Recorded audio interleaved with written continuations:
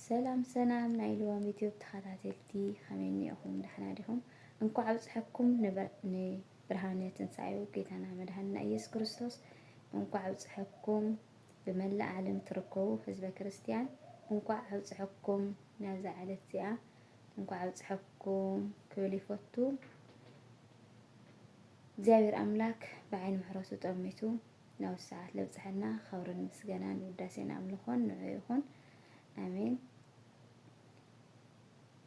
እና እንኳዕ ኣብፅሐኩም ክብል ይፈቱ። ክብራት ወገናተይ ከመይ ኣለዉ ደኣመት ከመይ ትሕልፍዎ ኣለኹም? ክብራት ወገናተይ ኣነ ከምዚ ኢለ ይሕልፍ ኣለኹ። ብዛ ሌላትኒ ኣብ ስራሐይ ኮይነ ከምዚ ኢለ ይሕልፍ ኣለኹ። ናይ ብርሃነ ትንሣኤ ጌታና መድኃኒና ኢየሱስ ክርስቶስ ክብራት ወገናተይ ብለልና ደስተኛ ኮይንና ከነሕልፎ ደስ ይብለኒ። ኣብ ስደት ዘለና ኣሕዋተይ ኣብዛኛው ስራሕ ኮይንና ኢና ነሕልፎ ማለት እዩ። እውነት ስደትና ሓፂሩ ለዓድና ብሰላም ብደስታ ይመልሰና ምስ ኣሕዋትና ምስ ቤተሰብና ምስ ደቅና ንውዕለሉ እግዚአብሔር ኣምላኽ ትፈቅድ እዩ ኩሉ እሞ እግዚአብሔር ኣምላኽ ይፍቀደልና። ስደትና ይሕፅረና ማለት እዩ። ስደት ዘለና እውን ኣብ ዓዲ ዘለና እውን እንኳዕ ናብዚ የውፅሐኩም ይብል ይፈቱ።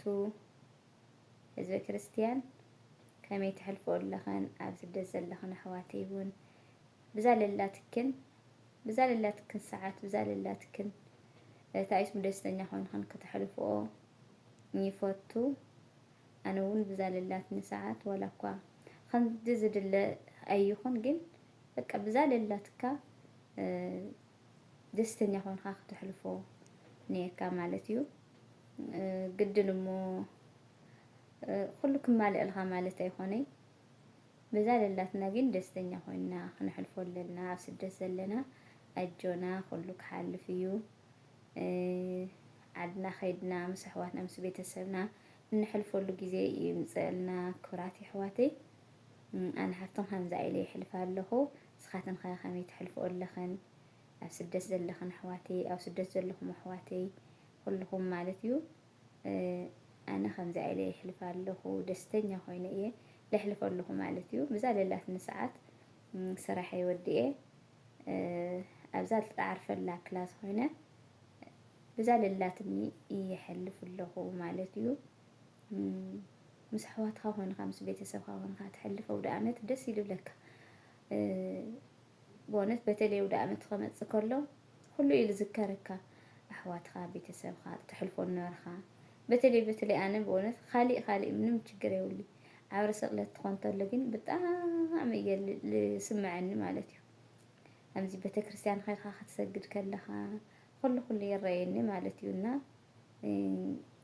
በቃ ዓብሪ ስቕለት ትኾን ተሎ እዩ ኩሉ ዝዝከረኒ።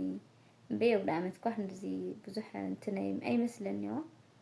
ኣብ ስርሐይ ኮይነ ነሕልፎ ኣብ ናይ ዕረፍቲ ቦታ ኮይነ ነሕልፎ ምንም ኣይመስለኒ። ግን በቃ ይስምዐካ እዩ ዝሮ ካብ ኣሕዋትካ ተፈልይካ በይንካ ትውዕል ተለካ ይስምዐካ እዩ። ግን ኩሉ ሓላፊ እዩ። ናጋ ካሊእ መዓልቲ እዩ ማለት እዩ። ኣጆና ስደት ዘለና እውን ኣይዞኽን ኣብ ዓዲ ዘለኹም እውን ፀሎት ግበሩልና ንዓድና ክንምለስ ብሰላም ተመሊስና ምስ ኣሕዋትና ምስ ቤተሰብና ምስ ደቅና ክንሕልፍ ፀሎትኩም ኣይፈለየና። ኣብ ዓዲ ዘለኹም እውን ንሕና እውን ኣጆና ኣወዳትና ጓላትና ማለት እዩ ስደት ዘለና ክንደይ እዛ መዓልቲ እዚኣ ዘይረኣዩ ስለ ዘለው ክነመስግን ይለለና። ኮራተይ ክነመስግን ይለለና። ብእውነት ክንደይ ኣብ እስርቤት ኮይኖም ዘሕልፍዎ ኣብ መንገዲ ኮይኖም ዘሕልፍዎ ኣብ ፀበባ ኮይኖም ዘሕልፍዎ ስለዘለው ብዛ ሌላትና ደስተኛ ኮይንና ክንሕልፎ ሕጉሳት ኮይንና ክንሕልፎ እዩ ዝግበአና።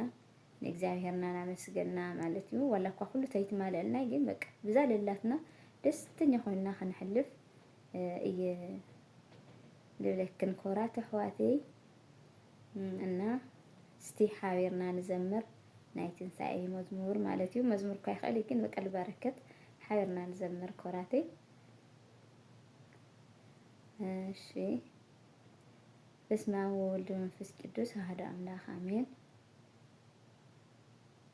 ومدرني تجبر فاسكا ومدرني تجبر فاسكا تحاسبا بدم ክርስቶስ تحاسبا بدم ክርስቶስ ومدرني تجبر فاسكا ومدرني تجبر فاسكا بدم ክርስቶስ بدم ክርስቶስ تحاسبا بدم ክርስቶስ ومدرني تجبر فاسكا ومدرني تجبر فاسكا